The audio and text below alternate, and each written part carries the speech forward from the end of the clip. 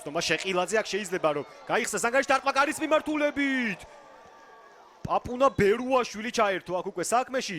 შანსი შოთა შეყილაძეს 1-1-ზე მეტოქესთან.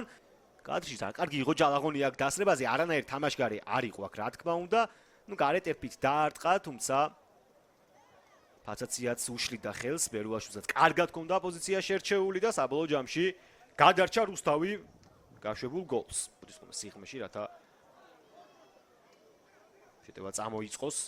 კაპანაძის რბილი ჩაწოდება დარტყმა გარის მიმართულებით და ამჯერად დავით კერესელიძე ერთვება საქმეში. ჟან სოუზას პირველი მცდელობა დღევანდელ შეხვედრაში კერესელიძე მზარდ იყო ამ ბურთის ასაღებად.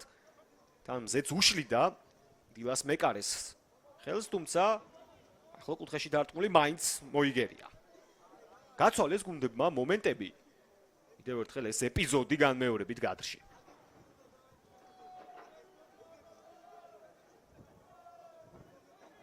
საერთოდაც გადაასროს სატურნირო ცხრილში. ოსეი. კაპანაძე. ჩაწოდება დარტყმაც ვიხილეთ და ძელი ჩაერთო საქმეში.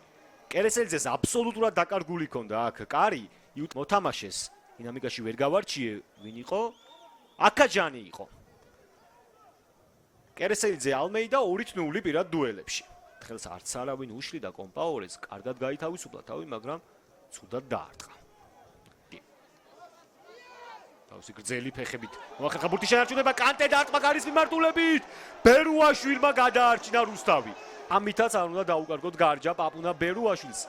ოლატუჯიმ რა კარგად იმოქმედა და ნახეთ რა კარგი პასით და კანტემაც შენი ერთი შეხება შემოგდა, უბრალოდ დარტყმა იყო ძალიან ცუდი. მიდაპირ შუაში გაუშვა ბურთი და მიარტყა პაპუნა ბერუაშვილს. ცენტრალური თავდამსხმელის პოზიციაზე. ანოფი შეცვალა შეტევის მიმართულება ჯალაღონია. ამ სუბაში საათზე მეტი გავიდა მატჩის დაწყებიდან დარტყმა გარის მიმართულებით. შოთა შეყილაძე ულამაზესი გოლი. იცის ამ ფეხბურთელმა როგორ გამოაცოცხლოს თამაში და იცის თუ როგორ სჭირდებოდა დღევანდელ შეხვედრაში გორის დილას დაწინაურება ანგარიში და დეგოთ. შოთა შეყილაძემ გორის დილა დააწინაურა. ზედ საჯარიმოს ყაზიდან ულამაზესი გოლი. და რა თქმა უნდა ეს გოლი ამ გოლს ექნება პრეტენზია იმაზე რომ გახდეს ტურის საუკეთესო. ბრავო შოთა შეყილაძე.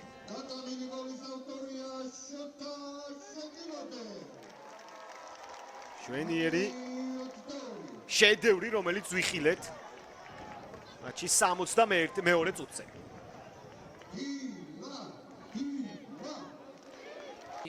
გუჯაბიძე ჟანი აბარა შემოგთავაზებს ალმეიდა დაარტყა მანაც და ახარიხა.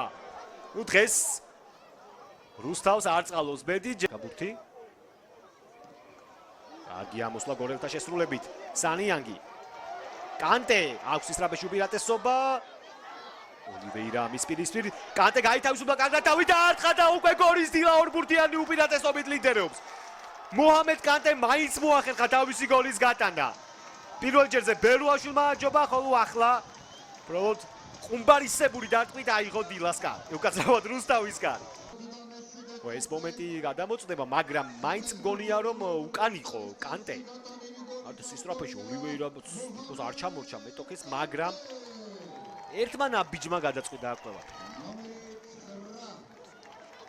ეს ეპიზოდი კარგად გაითავისუფლა დილას ხრიანმა თავი და ძლიერესი დარტყმით აიღო რუსთავის კარი.